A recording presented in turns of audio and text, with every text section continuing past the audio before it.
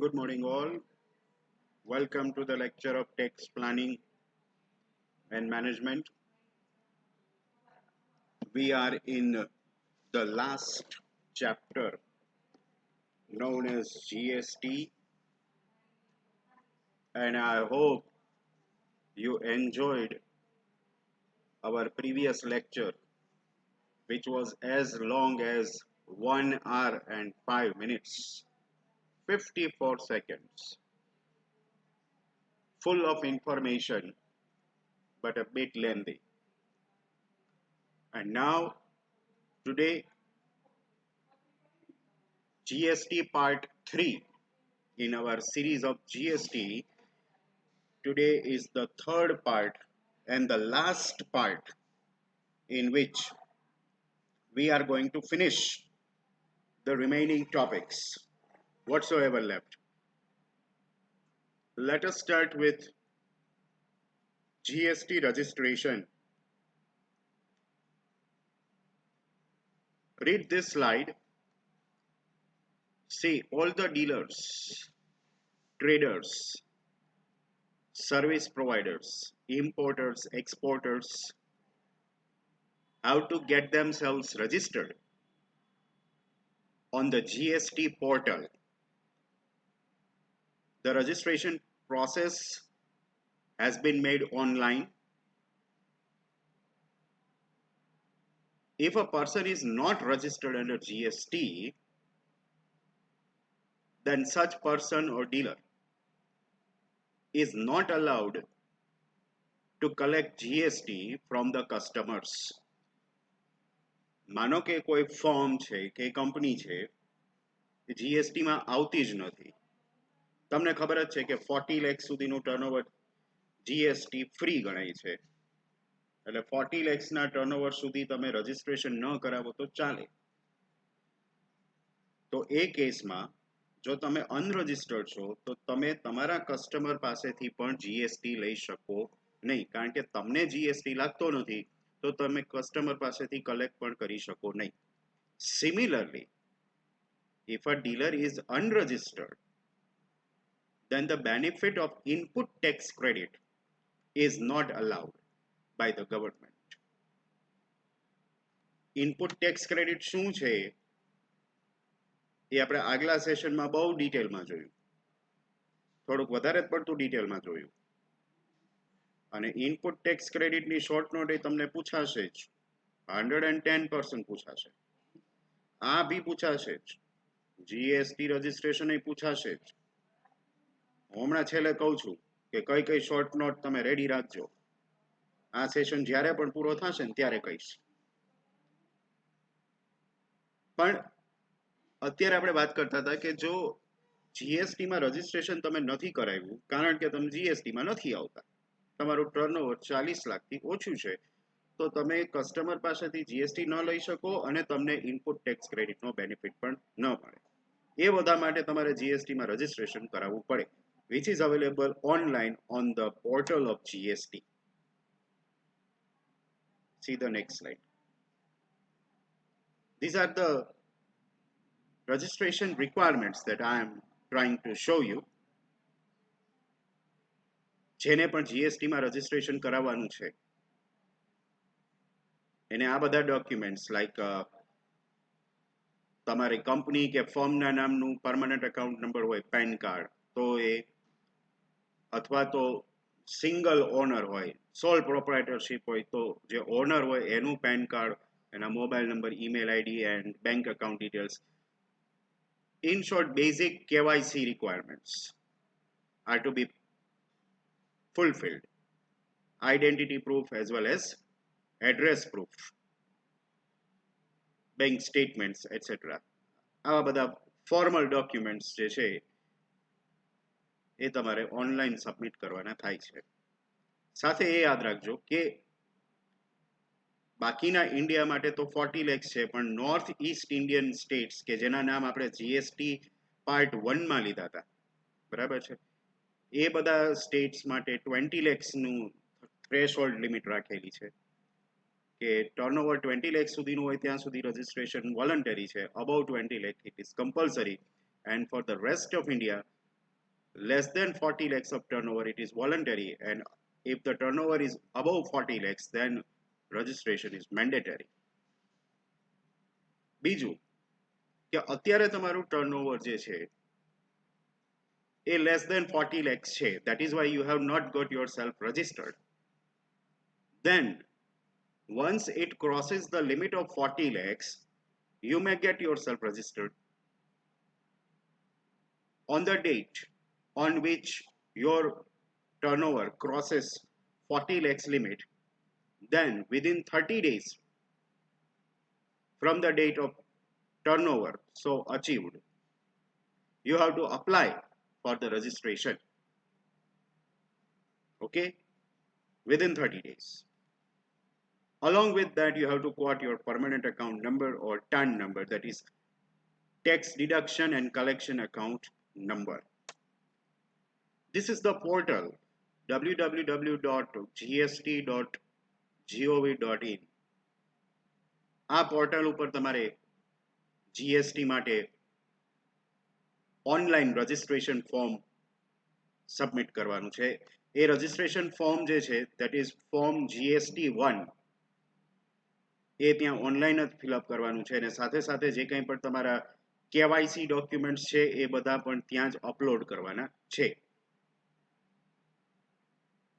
Okay, after you successfully submit GST1 along with KYC documents, GST authorities will verify your application as well as your document, and then after you will be issued GST registration certificate,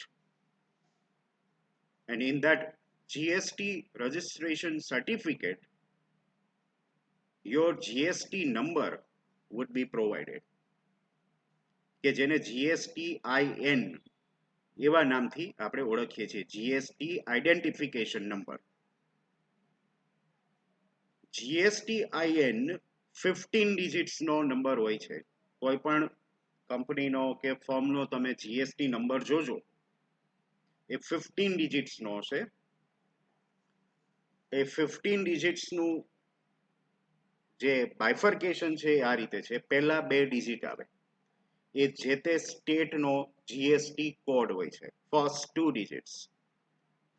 digits represent the state GST code. For example, the state code of Gujarat is 24. So that means what? એ ગુજરાતની જે કંઈ firms કે companies હશે એનો GST number 24 થી start થતો હશે. Then 5 alphabets followed by 4 numeric figures.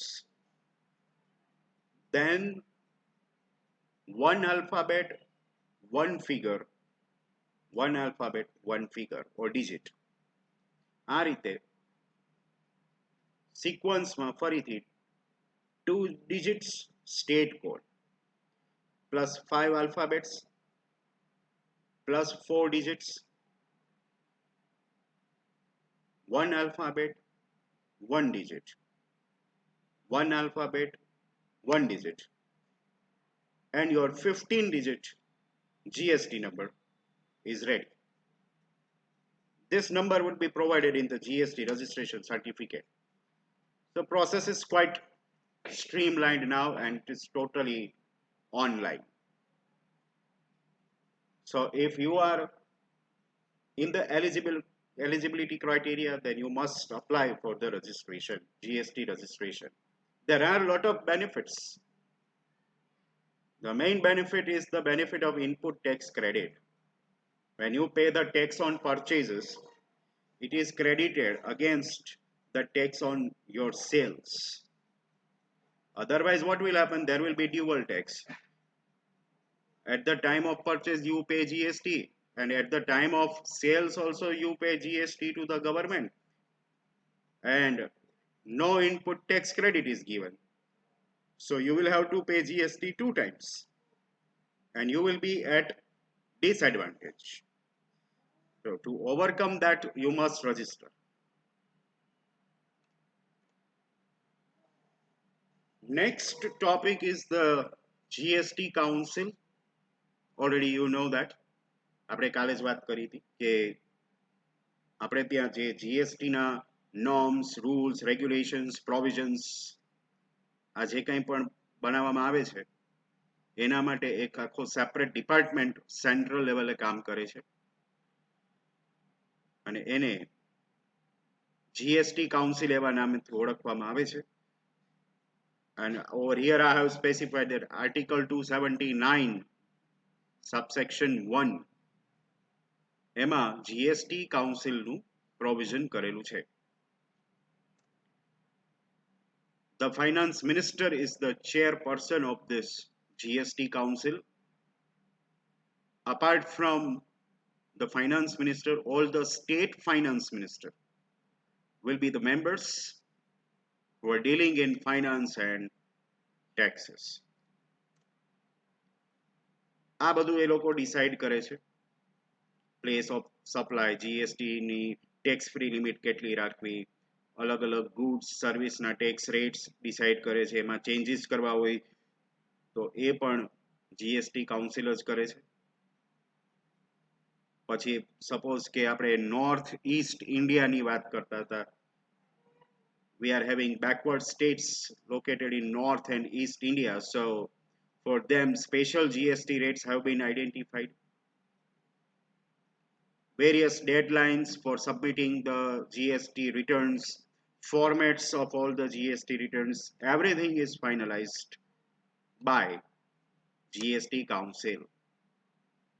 And here is the mechanism how GST Council works or how it takes the decision. Always remember, all the decisions are taken based on voting. The members will cast votes. એમાં central government અને state government બંનેના votes હોય છે, having different weightage. See, central ગવર્મેન્ટના વોટ્સના 1/3 અને state ગવર્મેન્ટના watts જે છે એનું વેઇટેજ 2/3. એ રીતે 3/4 મેજોરિટીથી કોઈ પણ ડિસિઝન જે છે એ ડિસિઝન જીએસટી કાઉન્સિલ અપ્રૂવ કરે છે. That means minimum 3/4 of the total votes must be in favor of the proposed decision to be finalized. If the majority is less than 3/4, the decision does not become official. Apart from deciding rules and regulations, one important function of the GST Council is the resolution of disputes, right? Disputes, litigations. There can be disputes between central government and state government. There can be disputes between two different state governments. And these disputes are tabled in GST Council and it will resolve after hearing the representatives of the parties concerned. એટલે જ્યારે કાંઈ પણ disputes ઊભા થાય તો એ state government છે ત્યાં GST કાઉન્સિલમાં જ સેન્ડ કરવાના રહે. And GST Council will be the final authority on disputes. Now let us talk about GSTN or GST network. There is a robust IT infrastructure developed to manage all the GST related functions all over India. એનું આખું network છે કે જે એક આખું unit અલગથી સંભાળે છે, which is running on non-profit basis. It manages the whole IT infrastructure of GST portal. આ પોર્ટલ ઉપર તમે રજીસ્ટ્રેશન કરાવી શકો છો. આ જ પોર્ટલ ઉપર તમે બધા જીએસટી રિટર્ન્સ ફાઇલ કરવાના છે. Even the payment of GST is to be made online on this particular portal www.gst.gov.in. The one of its kind, quite unique and a very complex IT infrastructure is set up by the central government. An interface, the platform between government and taxpayers, that is called GST network. All the information related to GST are made available on this. All the rules and regulations, amended rules and regulations, government guidelines, everything, along with live chat box. If you have got any queries, you can chat online with the GST officials, and in the real time they will reply to you also. So starting from registration to submission of various forms and to tax payment, everything is managed online. And these are the features of GST network. See, a trusted national information utility. It handles complex transactions.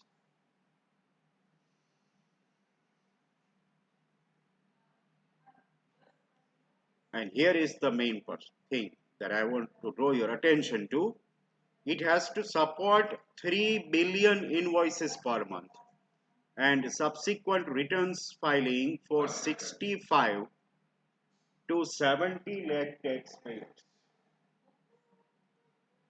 every month. It handles these many taxpayers. Invoices, returns, registrations, payments, and even refunds as well. These functions are handled by GST network.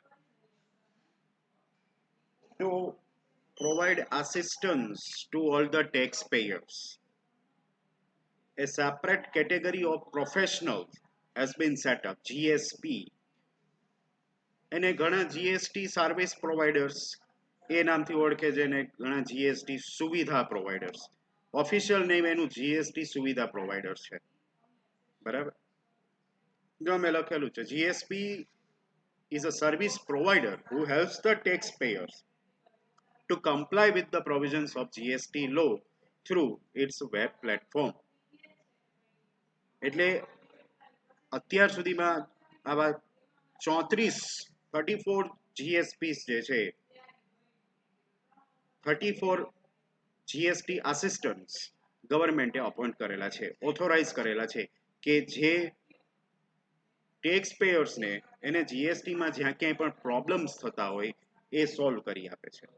એના માટે એ લોકો live chatting through અથવા mobile application through બરાબર GST network સાથે connect કરવાનું કામ કરે છે.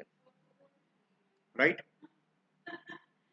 Taxpayers will have to access GSTN through GST સુવિધા પ્રોવાઇડર્સ.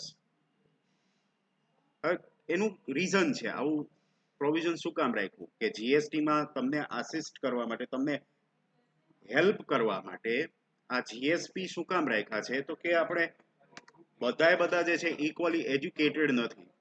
ટેક્સ પેયર્સ જે છે એજ્યુકેશન અવેરનેસ એમાં બહુ સ્કેટર્ડ છે. ઘણા સ્મોલ સ્કેલ કે મીડિયમ સ્કેલ ટેક્સ પેયર છે કે જે લોકોને જીએસટીના લોઝમાં કાંઈ ખબર પડતી નથી. બરાબર? અને પછી એ લોકોને ખ્યાલ ન હોય અને વાયોલેશન થાય, ટેક્સ પ્રોવિઝન્સનું વાયોલેશન થાય અને પછી પેનલ્ટી આવે ને ઇન્ટરેસ્ટ આવે ને આવું બધું થતું હતું.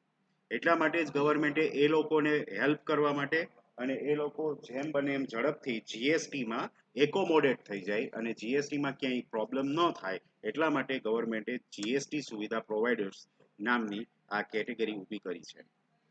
અને લાસ્ટલી આપણે બેનિફિટ્સ જોઈ લઈએ.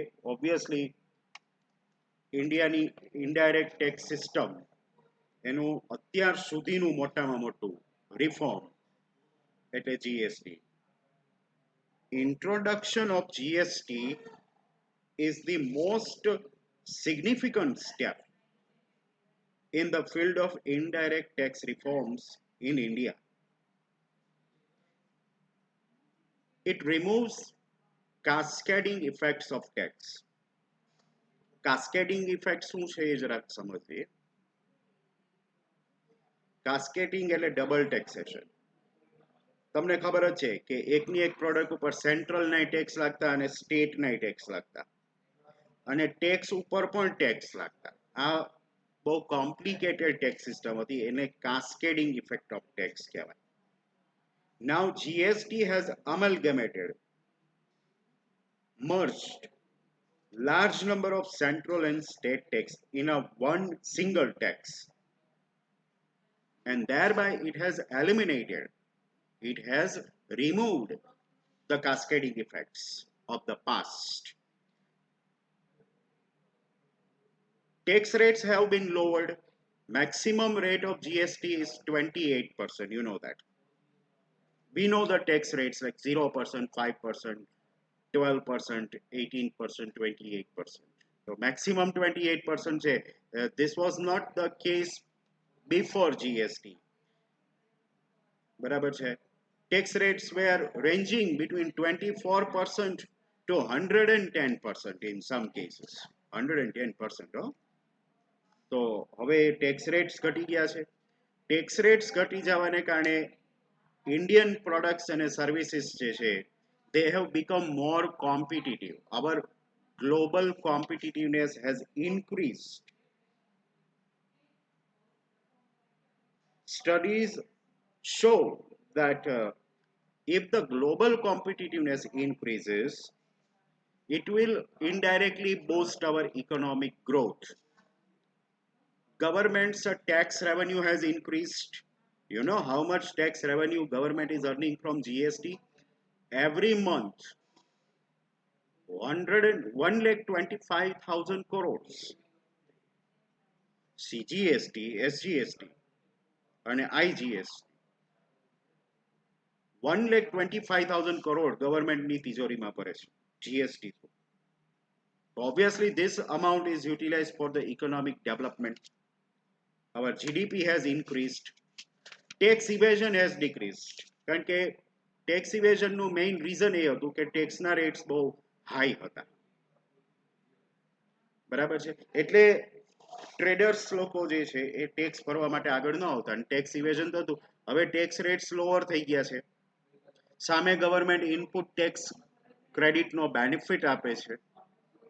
એટલે વધારે ને વધારે ડીલર્સ જીએસટી નેટવર્કમાં આવવા માંડ્યા છે અને ટેક્સ ઇવેઝનના કેસ ઘટી ગયા છે. ડિસ્પ્યુટ્સ ઘટી ગયા છે. ટેક્સ રેટ ઘટવાને કારણે જે કંઈ કોમોડિટીઝ છે કે સર્વિસીસ છે એની પ્રાઇસ પણ કમ્પેરેટિવલી ઘટી છે પહેલા કરતા. સપ્લાય ચેઇન મેનેજમેન્ટ પહેલા કરતા વધુ એફિશિયન્ટ થયું છે. ટેક્સ મેટર્સમાં ટ્રાન્સપરન્સી વધી છે. અને બીજું કે ઇન્ડિયન માર્કેટ છે it has become more organised. Previously it was rather unorganized. These are the various benefits which are enjoyed by the Indian business world after the implementation of GST. So, with this, our chapter GST comes to the end. અહીંયા આગળ આપણો syllabus પણ પૂરો થાય છે. Not only the chapter, the syllabus of tax planning is now over. થોડીક વાતો છેલ્લે કરી દો before we finally end up the session. Number 1, આ વખતે એક્ઝામમાં જનરલ ઓપ્શન આપેલો જ છે. રાઈટ? તમને ખબર જ છે જનરલ ઓપ્શન છે. ટેક્સ પ્લાનિંગ એન્ડ મેનેજમેન્ટમાં એ જ રીતે જનરલ ઓપ્શન સાથે તમારે પેપર લખવાનું થશે. એટલે તમે બધા ચેપ્ટર ન કરો તો ચાલશે. હું તમને આટલા ચેપ્ટર જે છે સોર્ટ આઉટ કરી દઉં છું. એટલા ચેપ્ટર કરી જાજો ખાસ. નંબર 1 આપણે સ્ટાર્ટ કર્યું હતું ત્યાંથી, practical. Income from other sources. Number 2, capital gain આવડી જાય એવું છે. Number 3, deductions and reliefs. Deductions and reliefs ના ઓરમાં deduction and relief જ છે, એટલે એ રીતે deductions and reliefs under section 80 આનું વેઇટેજ 28 માર્ક્સનું થાય છે. બરાબર, આપણે જરાક લખીએ to have a clear idea. જુઓ, એક ચેપ્ટર આ કરો છો, આ ચેપ્ટરના માર્ક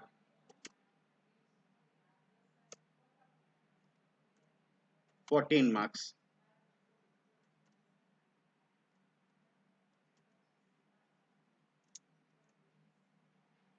કેપિટલ ગેઇન આ પણ પ્રેક્ટિકલ જ છે, એના 14 માર્ક્સ. ડિડક્શન્સ અંડર સેક્શન 80 આમાં 1 + 1 એમ 2 હશે, 14 માર્ક્સના 2 તમે કરી શકશો, એટલે એના થશે 28 માર્ક્સ. આટલું કરી જાવ પહેલા, એટલે આ થયું 56 માર્ક્સનું. હવે assessment and collection of tax આ આખું થિયરીનું ચેપ્ટર છે, અને જીએસટી આ થિયરીનું ચેપ્ટર છે. બરાબર, આ બે માંથી કોઈ પણ એક કરો અને એના 14 માર્ક્સ. આ રીતે તમારા ટોટલ 70 માર્ક્સ થશે. ઉપર ગણી લો.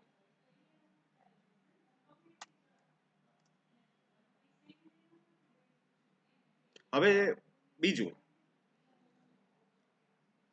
જે લોકોને કેપિટલ ગેઇન ન ભાવતું હોય,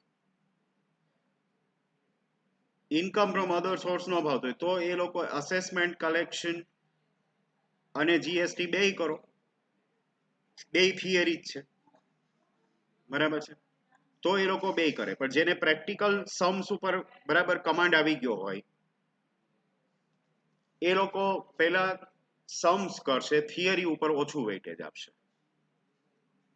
એ લોકોના માટે આ સ્કીમ બરાબર છે. જે લોકોને सम्स આવડતા જ ન હોય, અથવા તો सम्स ના લેક્ચર અટેન્ડ કર્યા જ ન હોય, એવું બની શકે કે તમારા લેક્ચર્સ અટેન્ડ ન કર્યા, ઓફલાઈન ન કર્યા, ઓનલાઈન ન કર્યા હોય, તો એ લોકો પછી થિયરી કરીને જાય. તો થિયરીમાં જે છે, જો ડિડક્શન્સ એન્ડ રિલીફ સેક્શન 80 એમાં થિયરી પૂછાશે, એસેસમેન્ટ કલેક્શન ઓફ ટેક્સ માંથી થિયરી પૂછાશે, અને જીએસટી માંથી તો થિયરી પૂછાશે. ડિડક્શન્સ અંડર સેક્શન 80 માં થિયરી અને પ્રેક્ટિકલ બેય છે, એ બે રીતે તૈયાર કરવાનું છે. 28 માર્ક્સમાં એવું કરી શકે, 14 માર્ક્સની થિયરી, 14 માર્ક્સનો એક સમ, અથવા તો 14 માર્ક્સના બે સમ, એ રીતે 28 માર્ક્સ એ કરી શકે. બરાબર છે, એટલે એ ચેપ્ટર એ રીતે તૈયાર કરવાનું છે. એમાં તમને બધી સબસેક્શન્સ મોઢે આવડતી હોવી જોઈએ. Am I right? તો આ રીતે તમે ટેક્સ પ્લાનિંગ મેનેજમેન્ટની તૈયારી કરજો. Assessment and collection of taxes છે, એમાં આપણે જે પોઈન્ટ્સ જોયા હતા અને જે તમને પૂછાશે, એ પાન કાર્ડની શોર્ટ નોટ હતી, ITR, advance payment of tax, આ 5 કરજો અને 5 પૂછાશે.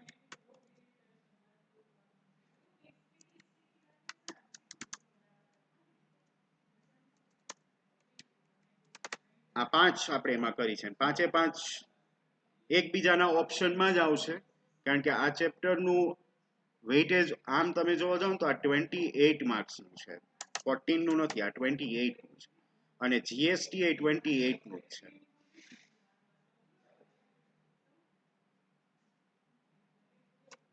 એટલે હું બે માંથી કોઈ પણ એક કરવાનું કહું છું, અથવા તમે બે કરો તો બી વાંધો નથી. જીએસટી માં શું પૂછાશે? એક તો મીનિંગ અને features, benefits, types of GST, rates of GST, GST registration અને જીએસટી કાઉન્સિલ, જીએસટી નેટવર્ક અને જીએસટી સુવિધા પ્રોવાઈડર્સ, જેને આપણે જીએસપી કહીએ છીએ. આટલું તો કરી. હા, most important short note, input tax credit. આ બધા પોઈન્ટ પૂછાવાના જ છે, એમ સમજીને જ ચાલજો. બધા પૂછાશે. એટલે અસેસમેન્ટ એન્ડ કલેક્શન ઓફ ટેક્સીસમાં ઉપર મેં આ 5 લખ્યા એ, અને જીએસટી માં આ નીચેના આ બધા, એ બધી થિયરી કરવી પડશે. જે લોકો એ ચેપ્ટર કરવાના હોય તે તમારે ટોટલ 5 ક્વેશ્ચન કરવાના છે. 14 into 5 70, બરાબર છે. એમાં જો તમે પેલો લઈ લો અધર સોર્સિસ તો એ એક થઈ ગયો, કેપિટલ ગેઇન નો એક હશે તો એ બે થઈ ગયા. જો ડિડક્શન્સ અંડર સેક્શન 80 કરો તો એના બે થઈ ગયા. તો 1 + 1 એટલે 2 અને ઉપરના 2 એટલે 4 તો થઈ ગયા. હવે આ નીચેના જે છે એમાંથી કોઈ પણ એક કરી નાખો, તમારા 5 ક્વેશ્ચન થઈ જશે. તમારે કોઈ પણ આડા અવડા 5 ક્વેશ્ચન કરવાના છે, રાઈટ? તો આ રીતે ટેક્સ પ્લાનિંગ એની તમે પ્રેક્ટિસ કરજો. હા, પ્રેક્ટિકલ એક્ઝામ્પલ્સ જે છે એમાં મેં જેટલા એક્ઝામ્પલ્સ તમને કરાવેલા છે ક્લાસમાં જ કર્યા છે, બરાબર છે. આપણે ઇન્કમ ફ્રોમ અધર સોર્સિસ ક્લાસમાં કર્યું હતું ઓફલાઈન, પણ એ ઓનલાઈન તો અવેલેબલ છે જ. કેપિટલ ગેઇન એ છે જ, રાઈટ? અને એ જ રીતે ડિડક્શન્સ એન્ડ રિલીફ્સ અંડર સેક્શન 80 એ પણ છે. મેં જેટલા સમ્સ તમને કરાવેલા છે ઓનલાઈન કે ઓફલાઈન વોટેવર, એટલા સમ કરી જાઓ, બસ પૂરું થઈ ગયું. એ સિવાય કંઈ કરવાની જરૂર નથી. એ સિવાય કંઈ કરવાની જરૂર નથી. એટલું કરી જાઓ. અને થિયરી ઓલરેડી તમારી પાસે છે જ. તમે મારા લેક્ચર જોઈ અને બધી નોટ્સ લખેલી જ છે. ન લખી હોય તો લખવા માંડજો, પણ આટલું તો રેડી રાખજો. આ બધું હશે, આ જેટલું હું કહું છું ને એટલું હશે ને હશે, બરાબર? કારણ કે આ બધા મોસ્ટ ઇમ્પોર્ટન્ટ ટોપિક્સ છે ચેપ્ટરના અને સબ્જેક્ટના પણ. એના વગર કોઈ પેપર જ ના હોય. આ બધા ટોપિક પૂછે તો જ પેપર થાય, બરાબર છે. તો એ રીતે તમે બધા તમારી પ્રિપેરેશન કરજો, રાઈટ, વિથ જનરલ ઓપ્શન. અહીંયા આગળ આપણું ટેક્સ પ્લાનિંગ એન્ડ મેનેજમેન્ટનો સબ્જેક્ટ પૂરો થાય છે. I hope you have enjoyed my lectures. Sem 5 online હતું, sem 6 initially offline, then online, back to pavilion, એવું રહ્યું. પણ at least the study should never suffer. Medium may be offline or online, that doesn't matter. Okay, now I wish my good wishes, I express my good wishes to all the students of BBSM 6. Goodbye.